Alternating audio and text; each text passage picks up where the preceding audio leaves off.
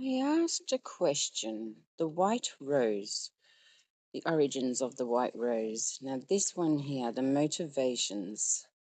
Well, then there was a year back here. I'll start at the beginning. The white rose, DWB rose, originated in Munich, Germany during the summer of 1942 as a non-violent student resistant group against the Nazi regime. Okay, this is going to go somewhere.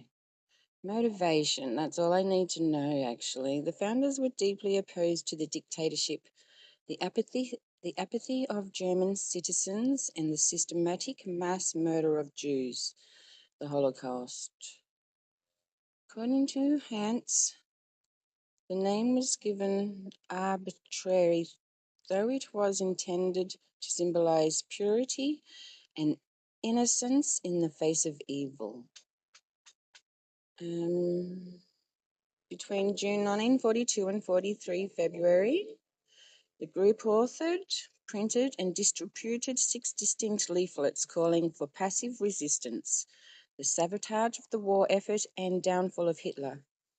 The university roots. The movement was centered, sorry if there's much noise in the background, centered around students at the University of Munich, many of whom were intellectuals influenced by literature, philosophy and their Christian faith. The Gestapo arrested key members. Okay, what I'm going to ask, hold on, let's just go into a deeper dive. What are the origins of the white rose? Founding and core members, we saw that. The white rose. The reason for choosing it, debated. Multiple explanations. Literary influence. He suggested it might have been inspired by the Spanish ballad De Rosa Blanca. That would be worth listening to as well. Symbolism. It was intended to represent purity and innocence in the face of absolute evil. Tactical diversion. Now, this is where usually something here in the tactical reasoning. Some historians believe Scholl gave vague answers to protect Joseph Sonnenje, the anti-Nazi bookseller who provided the group with a secret meeting space and banned literature. February 18th, 1943, Hans and Sophie, that's interesting, was spotted by a university janitor distributing leaflets and were reported to the Gestapo. After a brief show trial, the core members were executed by guillotine. Oh my goodness. Today they are remembered as one of the most prominent symbols of moral courage and civic resistance in modern history. Would you like to explore the context? No. I would like to explore a song that Nana Mouskouri sings, Till the White Rose Blooms Again.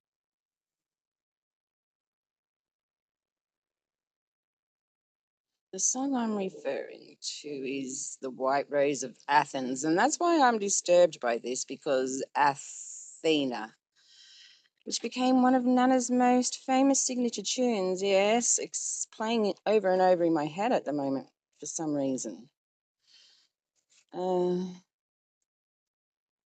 Original version. The melody was originally composed by the renowned Greek composer Manos Hadjidakis. It was adapted from a Greek folk melody he used for this song. Sen Fryrix, yes, true. Is that German and it's Greek? Okay, I don't know Greek, though I read the Greek, Hebrew, Jerusalem Bible. Greece, land of desire. Well, Greece was, but not at the moment. We need a Greece king because there is a prophecy of a Greek king placing the crown on the holy cross, and that cross rises up into the sky. That Greek king dies immediately, apparently. But then what happens next is the gates of the north are opened, and that's the 22 nations of Gog and Magog, put behind there by King Alexander.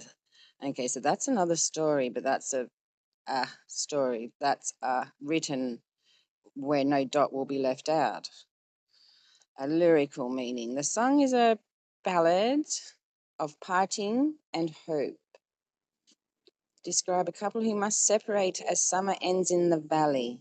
Now, we're in the valley, the valley of darkness. As though I walk through the valley of darkness, I shall have no fear.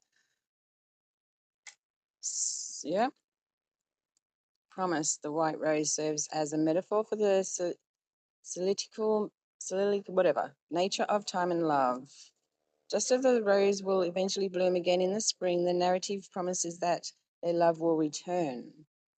In this context, the white rose represents purity, fidelity, and the promise of a reunion.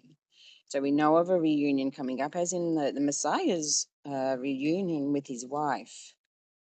So that's interesting as well. I'm not sure why. I don't like that this song in AI land is like for Athens. They've put that, the song originally, so I'm not sure. I'm into the Holocaust reason. Yes, I think that's why it's playing in my mind. It's a song I used to hear as a kid. What about the song Day Is Done by the same composer, Nana?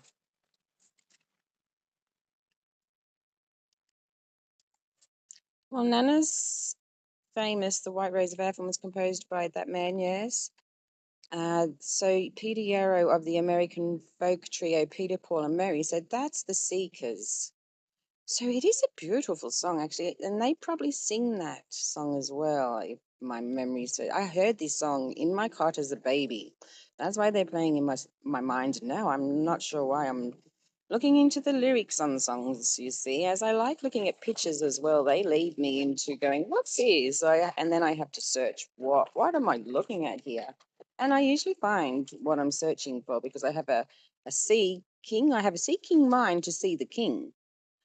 The meaning, it is written from perspective of a paintant or older brother comforting a child with the central message that children will lead us to a better world. Now, this is a good song. 1969, Over and Over album.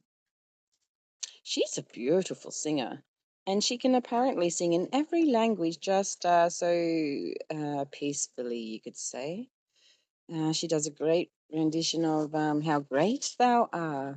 She has many good songs, actually. She also sings Put Your Hand in the Hand of the one from Galilee.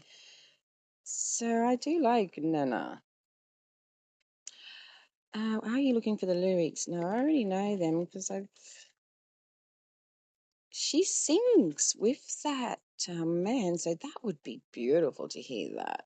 Let me go there.